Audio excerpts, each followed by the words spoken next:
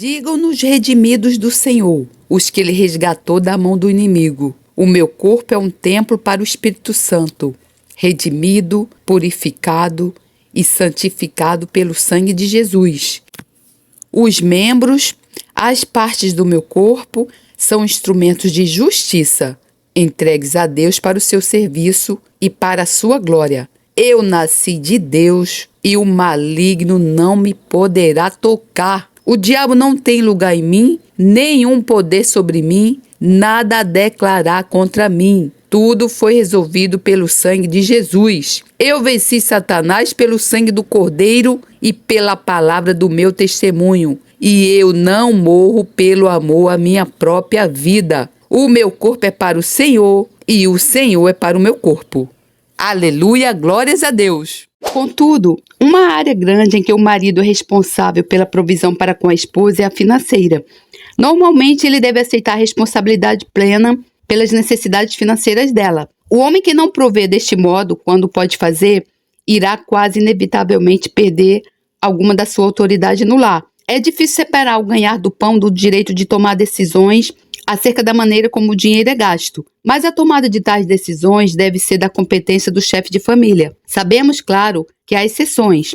Há maridos que ficam incapacitados e não podem trabalhar. Nesses casos, a responsabilidade da provisão financeira pode recair sobre a esposa. Os votos de casamento admitem tais casos. Há referência na doença para além de na saúde. No entanto, está errado quando as infelizes exceções, como esta, se tornam a regra. Faremos agora um breve resumo das responsabilidades mútuas do marido e da esposa na relação do casamento de aliança. As responsabilidades principais do marido são proteger e prover. Contudo, o cumprimento dessas responsabilidades não pode nunca ser realizado simplesmente por um esforço humano ou força de vontade humana, sem ajuda. É preciso algo mais do que isso. É preciso a graça sobrenatural, toda suficiente de Deus. Essa espécie de graça só vem quando o marido e a mulher se entregam a Deus e um ao outro, numa relação de aliança solene. É o ato de compromisso e entrega que traz a graça de Deus. O resultado deste compromisso é uma nova espécie de vida e de relação, algo que nunca pode ser vivenciado por aqueles que não reuniram as condições antes de tudo. Examinemos agora o caráter distinto desta nova vida. A união leva ao conhecimento. O resultado de um compromisso em aliança entre o homem e a mulher pode resumir-se numa palavra: conhecimento. O marido e a mulher vêm a conhecer-se numa profundidade e num nível que não é possível em outras circunstâncias. O verbo conhecer, na língua original da Bíblia, tem um significado mais lento e mais profundo do que em português. Lemos em Gênesis 4:1: e conheceu Adão a Eva, sua mulher, e ela concebeu e teve Caim. A tradução bíblica para todos diz: Adão teve relações com Eva, mas é o significado literal do original hebraico que é correto. Essa é a primeira vez depois da queda que a palavra conhecer é usada na Bíblia. É também a primeira vez que lemos que um homem e uma mulher se uniram numa relação sexual.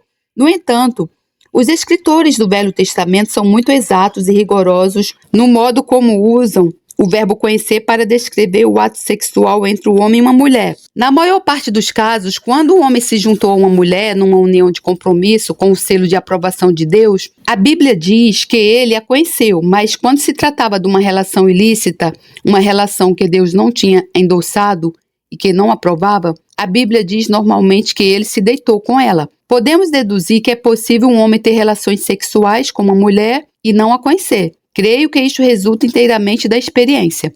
De fato, um homem pode ter relações sexuais promíscuas com 50 mulheres e, no entanto, nunca conhecer nenhuma delas. Então, qual a diferença básica entre simplesmente se deitar com uma mulher e conhecer uma mulher? A resposta está numa palavra: compromisso. A essência da imoralidade sexual consiste em o homem e a mulher procurarem satisfação física e emocional um no outro, mas sem terem entrado no compromisso permanente entre si. O prazer que obtêm é um prazer roubado. Não pagaram o preço devido. Uma das maiores alegrias na vida é entrar numa relação íntima em que se conhece outro ser humano e se é conhecido também. Por ser tão preciosa e está tão exposta a risco, Deus criou uma vedação à sua volta. Essa vedação é a aliança. É muito importante compreender isto.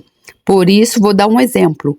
O rapaz e uma menina são estudantes universitários. Se tiverem sexo, Deus chama isso imoralidade. Mas se esse rapaz e essa menina se comprometerem, entregarem a vida um ao outro, fizerem os seus votos perante o ministro e depois tiverem sexo, Deus passa a qualificar este mesmo ato como santo e abençoado. O que faz a diferença? A aliança. Isto realça a importância que Deus dá à aliança. O ato sexual que não é precedido por uma aliança mútua, permanente, é imoralidade. Sexo pré-matrimonial é o nome inócuo dado a isso, na sociedade contemporânea. Fornicação é a palavra usada, sem rodeios, na Bíblia. Pelo contrário, a união sexual que é precedida por um compromisso mútuo legítimo chama-se casamento. A diferença na atitude de Deus para com estes dois tipos de relação está claramente explicada em Hebreus 13:4. Venerado seja entre vós o matrimônio e o leito sem mácula. Porém, aos que se dão à prostituição e aos adúlteros, Deus os julgará. Lembrando que a fornicação é o sexo praticado antes do casamento ou fora do casamento sem uma aliança. E os fornicadores não herdarão o reino de Deus, conforme está escrito na palavra de Deus. Neste contexto, os que se dão à prostituição são aqueles que desfrutam de relações sexuais sem um compromisso de aliança. Os adúlteros são aqueles que assumiram um compromisso de casamento, mas depois desfrutam de relações sexuais que violam o seu compromisso. Em ambos os casos, a essência do pecado é a atitude errada em relação ao compromisso da aliança. As pessoas que têm relações sexuais sem aliança e sem compromisso nem sequer começam a descobrir a bênção que Deus criou para eles, num casamento verdadeiramente cristão. Voltemos agora ao propósito final de Deus em relação ao casamento, o de um homem e uma mulher se conhecerem. Calculo que só as pessoas que têm tido o privilégio de o experienciar conseguem apreciar toda a profundidade desta verdade. Um conhecimento assim entre um homem e uma mulher não é temporário e nem estático. Não é meramente intelectual, como entendemos conhecimento na terminologia contemporânea. Também não é meramente sexual. É uma abertura completa, sem reservas, de cada uma das personalidades para a outra. Abarca todas as áreas: física, emocional, intelectual e espiritual. Se o casamento segue o curso ordenado por Deus, o conhecimento mútuo do marido e da mulher tornar-se-á mais pleno e mais profundo à medida que os anos passam. É minha convicção pessoal que a maior maravilha entre todas as realizações criativas de Deus se expressa na personalidade humana. Jesus ensinou que uma alma humana tem mais valor do que todo mundo. Ver Marcos 8, 36, 37. Creio que isso é verdade. Todo o universo criado em toda a sua grandeza e esplendor tem menos valor intrínseco do que a personalidade humana. A maravilha do casamento é que, por meio dele, duas personalidades humanas podem conhecer-se uma à outra, em toda a sua singularidade. Podem explorar o que há de mais profundo e sagrado uma na outra. Devido ao fato de o casamento, neste sentido, ser tão maravilhoso e tão sagrado, Deus protegeu com a exigência de que haja um compromisso de aliança. Há inúmeras facetas no modo como um homem e uma mulher podem vir a conhecer-se mutuamente. Por exemplo, a maneira como olham um para o outro é diferente da maneira como olham para outras pessoas, ou outras pessoas olham para eles. Um dos meus passatempos favoritos é olhar para um marido e uma esposa, quando não sabem que outras pessoas estão a observá-los. O que eu noto sempre é os olhos. Diz-se que os olhos são as janelas da alma. Dei-me tempo para eu observar a maneira como um marido e uma mulher trocam olhares e poderia avaliar o sucesso daquele casamento com bastante exatidão.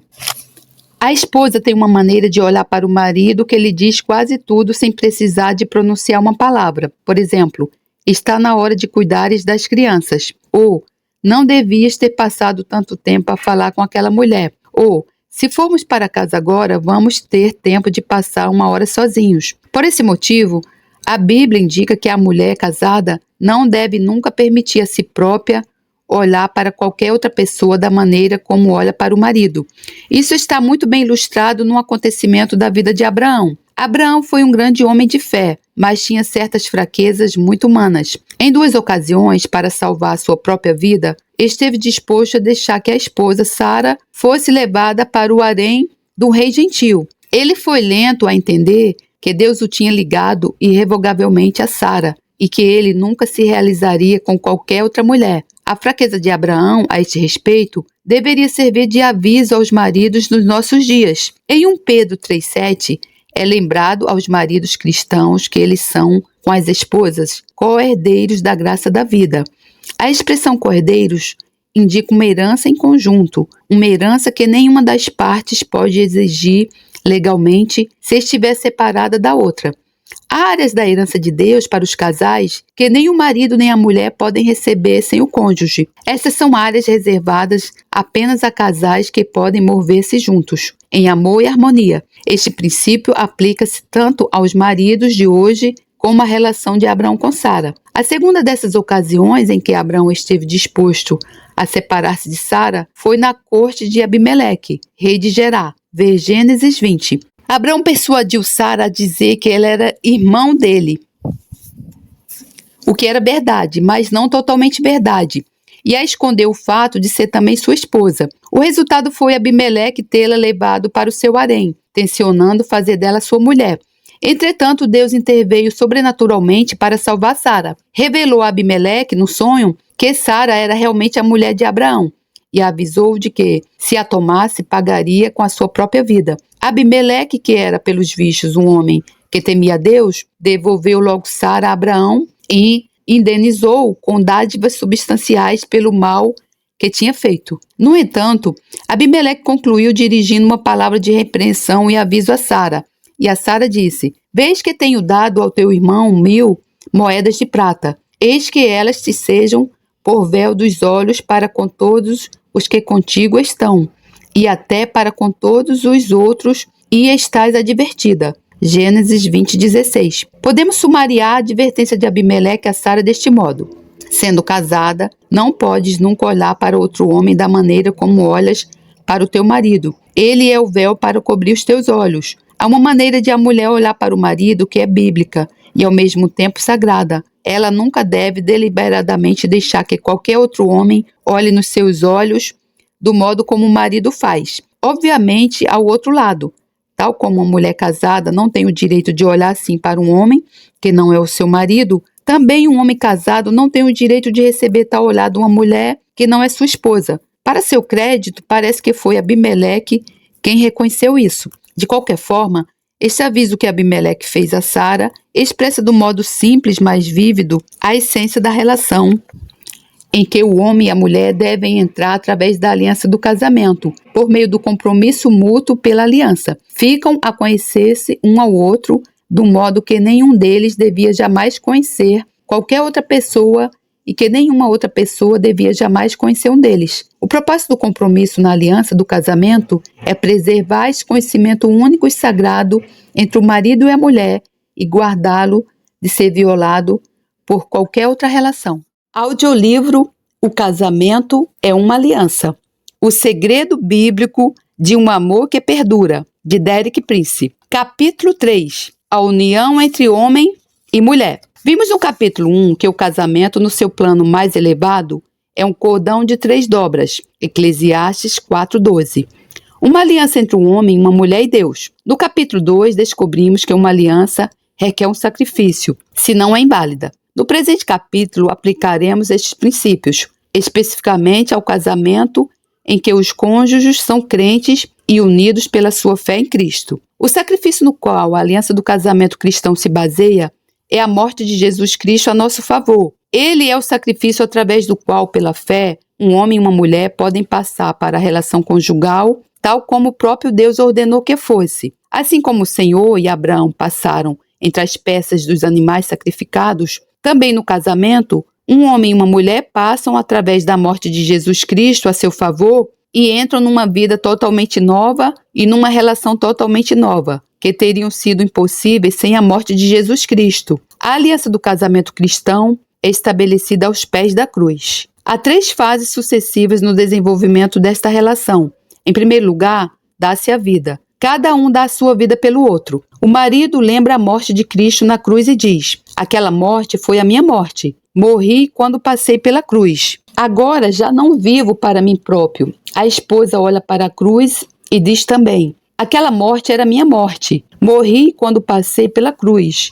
Agora já não vivo para mim própria. Dali em diante, nenhum deles nega nada ao outro. Tudo que o marido tem é para a esposa. Tudo que a esposa tem é para o marido. Não há reservas.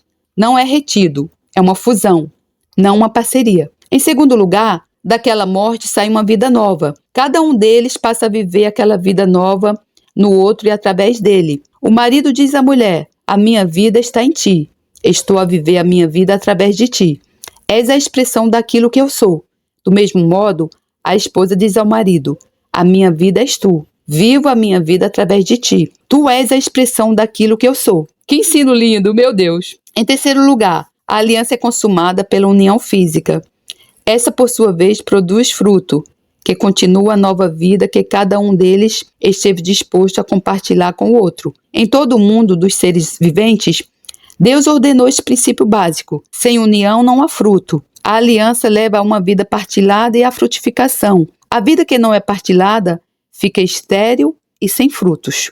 Esta abordagem, que considera o casamento em termos de uma aliança, é muito diferente da atitude com que a maioria das pessoas entram no casamento. Basicamente, a atitude da nossa cultura contemporânea é: o que ganho com isso? O que existe nisso para mim? Creio que qualquer relação abordada com atitude semelhante está condenada a acabar no fracasso. Aquele que aborda o casamento como uma aliança não pergunta o que ganho com esta relação, mas pergunta: o que posso oferecer? E responde então: ofereço a minha vida, entrego-a por ti, e depois encontro a minha nova vida em ti. Isto aplica-se por igual a cada um dos cônjuges, ao marido e à mulher. Isto soa ridículo àquele que pensa de uma forma natural. Contudo, é de fato o segredo da verdadeira vida, da verdadeira felicidade e do verdadeiro amor. A Bíblia registra em 1 Samuel 25 a história de uma mulher chamada Abigail, que foi a segunda esposa de Davi. Quando ele a conheceu, ela vivia nos montes na Judéia com o marido, Nabal. O nome Nabal significa tolo. E não passou muito tempo até que ele morresse como consequência da sua falta de juízo. Davi enviou mensageiros a perguntar-lhe se ela queria casar com ele. E ela enviou uma mensagem que sempre me tocou o coração. Ela disse: eis aqui a tua serva servirá de criada, para lavar os pés dos criados do meu senhor. 1 Samuel 25:41. Quantos de nós conseguiríamos ter uma atitude tão abnegada?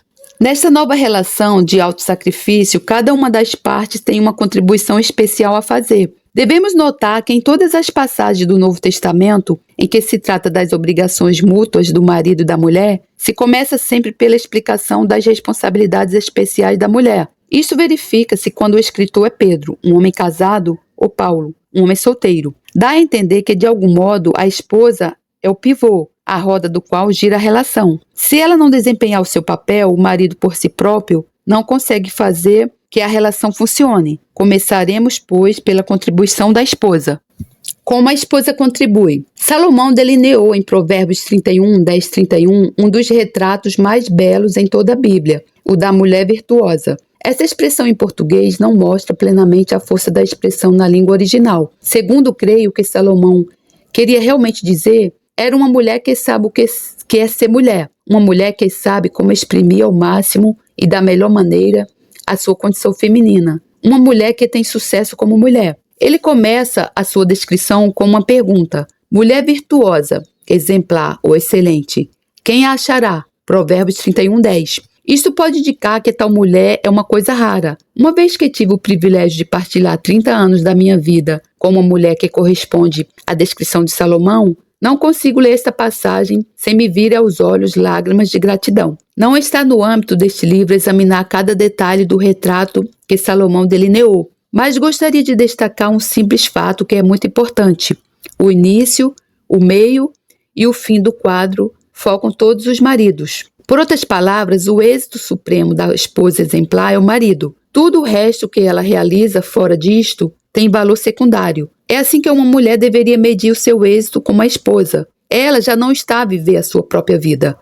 A sua vida está no marido. Ela vê o seu sucesso nele. Ela alegra-se com os sucessos dele, mais do que com os seus próprios.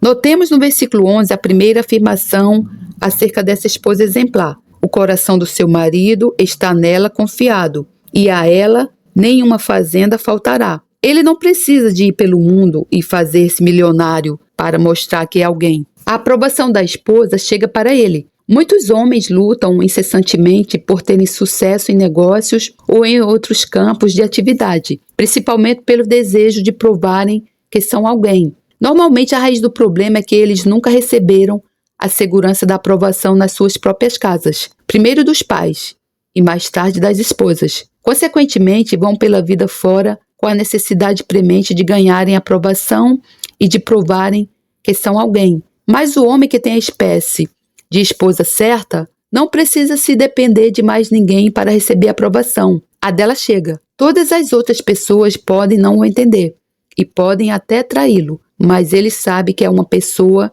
em quem ele pode confiar inteiramente. Essa pessoa é a esposa. Ser essa espécie de esposa é um grande sucesso para uma mulher. A confiança do marido nesta mulher exemplar baseia-se num fato simples, mas de importância vital. Ela lhe faz bem e não mal todos os dias da sua vida. Provérbios 31:12. Tive durante 30 anos inteira confiança na Lídia. Ela nunca me faria mal. Por vezes não concordava comigo e até me admoestava. Podíamos até discutir ou ter opiniões diferentes, mas eu sabia sempre qual a minha posição em relação a ela. Ela estava a 100% do meu lado. Sem isso, nunca teria vindo a ser o que eu sou hoje. Vejamos agora o versículo 23, a seção central dessa descrição. Conhece-se o seu marido nas portas, quando se assenta com os anciãos da terra. O foco é de novo o marido. Ele é reconhecido como líder no meio do povo, sentado às portas da cidade, o lugar de honra e autoridade. A linguagem de Salomão é muito expressiva. Conhece-se o seu marido. Por outras palavras, ele é conhecido como marido dela. Sem o apoio dela, ele não teria sido capaz de ter aquela posição de honra. Este princípio verifica-se na maioria dos casos em que vemos um homem com sucesso, confiante e respeitado. Uma grande parte daquilo que vemos realmente é êxito da esposa. Depois dos versículos 28 e 29, a descrição termina com o foco na família. Primeiro nos filhos dela, mas finalmente no marido, uma vez mais. Levantam-se os filhos e chamam-na bem-aventurada, como também seu marido, que a louva, dizendo: muitas filhas obraram virtuosamente, mas tu a todas és superior. Provérbios 31, 28 a 29. A descrição da esposa exemplar, a mulher verdadeiramente bem-sucedida, começa bem no centro e conclui com o marido. Ele é a façanha suprema dela. Em comparação, qualquer outro sucesso é secundário. Que recompensa tem ele por seu lado a oferecer-lhe? Ele louva. Como isto é importante. Marido, se tens uma esposa como esta, não há salário adequado para ela. Não tens nada com que lhes possas pagar senão o louvor. E podes bem ser generoso com essa forma de pagamento, porque quanto mais pagares, mais receberás em troca. Portanto, toma tempo para elogiar a tua esposa. Diz-lhe como ela é um doce de pessoa. Diz-lhe como a comida dela é gostosa. Diz-lhe como gostas de passar tempo com ela. Diz-lhe como está linda. Diz-lhe como aprecias a sabedoria e os conselhos dela. Diz-lhe como a amas. Toma tempo para lhe dizer estas coisas. É um bom investimento. Receberás multiplicado tudo o que tiveres dado. Quanto a mim, como já disse, posso lembrar os 30 anos do casamento feliz e bem-sucedido com a Lídia. Se tem algo de maior a lamentar, é não lhe ter dito vezes suficientes que a amava. Amava e ela sabia, mas não lhe disse tantas vezes quantas devia tê-lo feito. Se pudesse viver essa fase da minha vida outra vez, teria multiplicado essas vezes por 10. Voltemos por um momento à parte da esposa. Como é que uma esposa pode alcançar essa espécie de sucesso com o marido? Eu diria que ela tem duas responsabilidades principais, estreitamente relacionadas uma com a outra. A primeira é apoiar o marido, a segunda é encorajá-lo. Em 1 Coríntios 11:3, Paulo diz-nos que o homem, o marido, é a cabeça da mulher, da esposa. No corpo humano, a responsabilidade final da decisão e da direção cabe à cabeça. No entanto, a cabeça não pode apoiar-se a si própria. Ela depende do resto do corpo para o fazer. Sem o apoio do resto do corpo, especialmente o pescoço, a cabeça por si só não pode desempenhar sua função. Isto aplica-se à relação no casamento. Como cabeça, o marido tem a responsabilidade final da decisão e da direção. mas não consegue desempenhar sua função sozinho. Ele depende do corpo para o sustentar. De certo modo, a responsabilidade da esposa pode comparar-se à do pescoço. Ela é a que está mais perto do marido, aquela cujo apoio ele tem que receber continuamente. Se ela deixa de o apoiar, não há maneira de ele funcionar como devia, tal como não há outra parte do corpo que possa tomar o lugar do pescoço na função de apoiar a cabeça. Também não há outra pessoa que possa dar ao marido o apoio que ele precisa de receber da esposa. A segunda responsabilidade principal da esposa é encorajar o marido.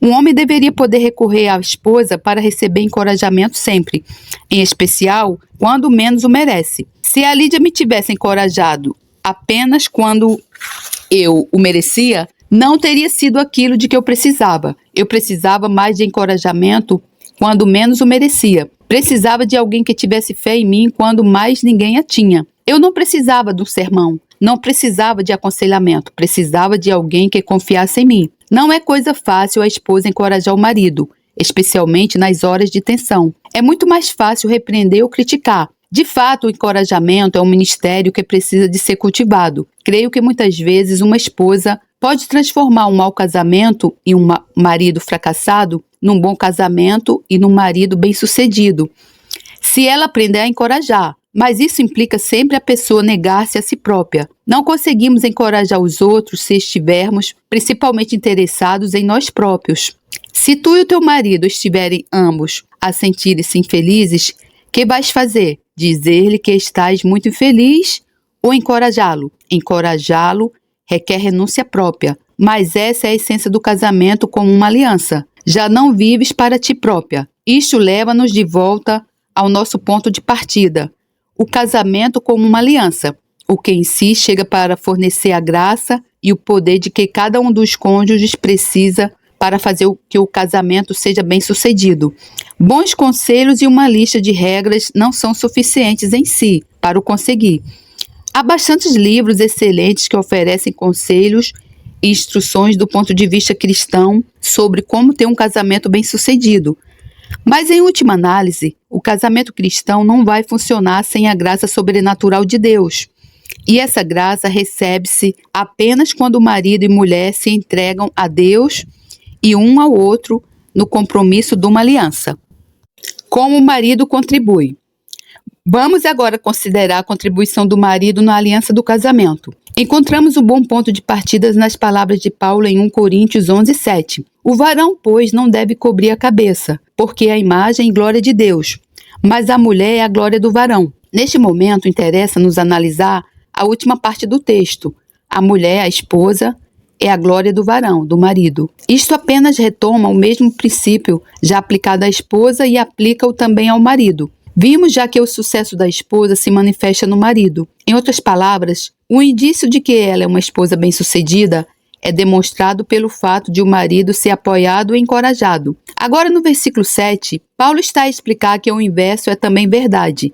A evidência do sucesso do marido verifica-se ou manifesta-se na esposa. Ela é a glória dele, a sua maior façanha. De uma forma única e suprema, ela é uma demonstração viva da qualidade do marido. Ele realça nela o resplendor, o descanso e a segurança. Ela encoraja e apoia.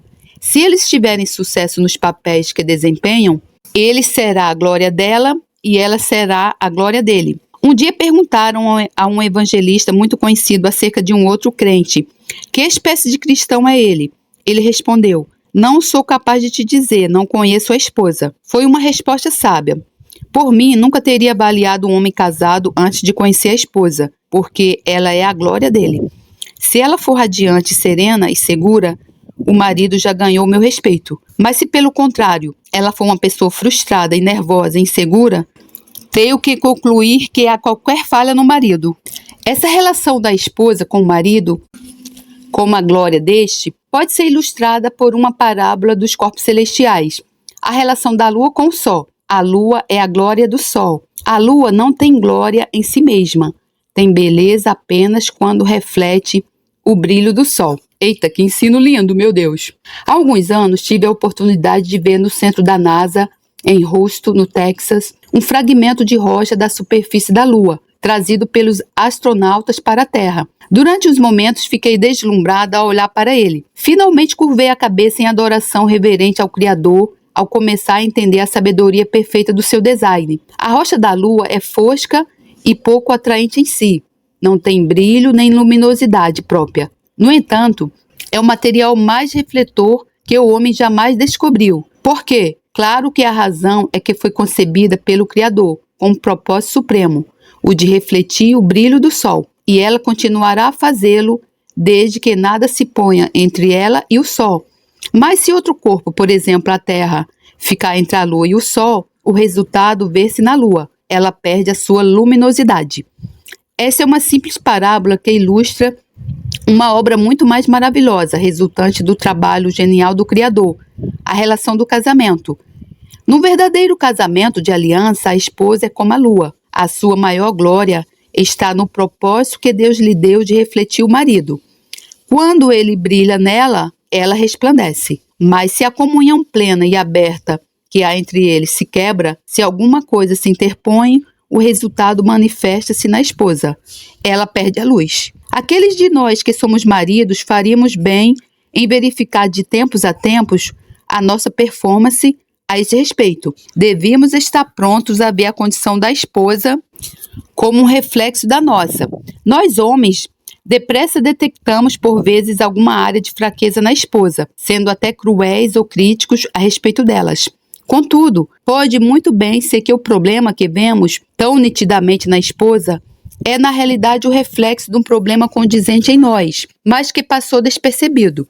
O que deve o marido procurar na esposa? O que deve ele aceitar como evidência de que está a cumprir a sua responsabilidade para com ela? Se eu tivesse que responder com uma só palavra, seria segurança. Quando uma mulher casada está verdadeiramente segura, nos planos emocional, financeiro e social, na maioria dos casos isso constitui evidência suficiente de que a relação com o marido é boa e que ele está a cumprir as suas obrigações para com ela. Mas se uma mulher casada está sujeita a uma frequente ou permanente insegurança, isso quase invariavelmente se deve a uma de duas causas. Ou o marido não está a cumprir as suas obrigações para com ela, ou alguma coisa se pôs entre eles, que não deixa que a esposa receba o que o marido tem para ela. Quais são as maneiras práticas em que o marido deve cumprir a sua responsabilidade para com a esposa? Sugiro que se limitem a duas palavras: proteger e prover. A primeira responsabilidade prática do marido é proteger a esposa. Ela deve sentir-se segura, deve saber que está coberta. Não é justo esperar que a mulher assuma muitas das responsabilidades que lhe são impostas hoje em dia. Ela pode até mostrar ser muito eficiente, pode até superar o homem, mas perde a sua feminilidade. Na maioria dos casos, a causa verdadeira subjacente é que o marido abdicou da sua responsabilidade de proteger a esposa. A esposa deve sempre saber que ela tem alguém que fica entre ela e cada golpe, cada ataque, cada situação tensa. A segunda responsabilidade prática do marido é prover para a esposa. A Bíblia é muito clara neste ponto, mas se alguém não tem cuidado dos seus, e principalmente da sua família, negou a fé e é pior do que o infiel. 1 Timóteo 5,8. A expressão ter cuidado de ou prover tem uma aplicação nata. O marido deve ver que não há nenhuma área em que a esposa passa necessidade em que ele não fez provisão, seja uma necessidade física, emocional, cultural ou espiritual. Contudo, uma área grande em que o marido é responsável pela provisão para com a esposa é a financeira. Normalmente, ele deve aceitar a responsabilidade plena e ao nosso Senhor Jesus Cristo, profunda honra e esplendorosa glória ao Rei de todos os tempos, Deus único, imortal, invisível, sempre e sempre. Amém. Glórias a Deus, louvado seja o meu Senhor, que a graça do Senhor Jesus Cristo, o amor de Deus e a comunhão do Santo Espírito estejam com todos vocês. Amém. Levanta-se Deus, enfim, um dissipado dos seus inimigos. Fugirão de diante dele os que o odeiam.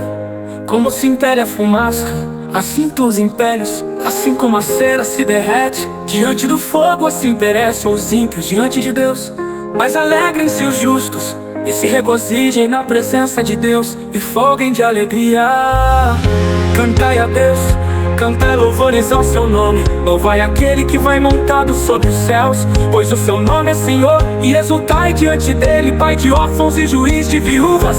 É Deus no seu lugar santo, Deus faz que o solitário viva em família, liberta aqueles que estão presos em grilhões, mas os rebeldes habitam em terra seca. 7. Ó Deus, quando saías diante do teu povo, quando caminhavas pelo deserto, Selá, a terra abalava-se e os céus destilavam perante a face de Deus. Até o próprio Sinai foi comovido na presença de Deus. Do Deus de Israel, tu, ó Deus, mandaste a chuva em abundância, confortaste a tua herança quando estava cansada, nela habitava o teu rebanho. Tu, ó Deus, fizeste provisão da tua bondade para o pobre. O Senhor deu a palavra, grande era o exército dos que anunciavam as boas novas. Reis de exércitos fugiram à pressa, e aquela que ficava em casa repartia os despojos. Ainda que vos tenhais deitado entre redis, contudo sereis como as asas de uma pomba, cobertas de prata, e as suas penas de ouro amarelo. Quando o onipotente ali espalhou os reis, foi como a neve em Salmão. O monte de Deus é como um monte de Bazã, um monte elevado como um monte de Bazã, porque saltais são montes elevados. Esse é o monte que Deus desejou para a sua habitação, e o Senhor habitará nele eternamente. Os carros de Deus são 20 milhares, milhares de milhares. O Senhor está entre eles, como em Sinai no lugar santo. Tu subiste ao alto, levaste cativo o cativeiro, recebeste dons para os homens e até para os rebeldes, para que o Senhor Deus habitasse entre eles.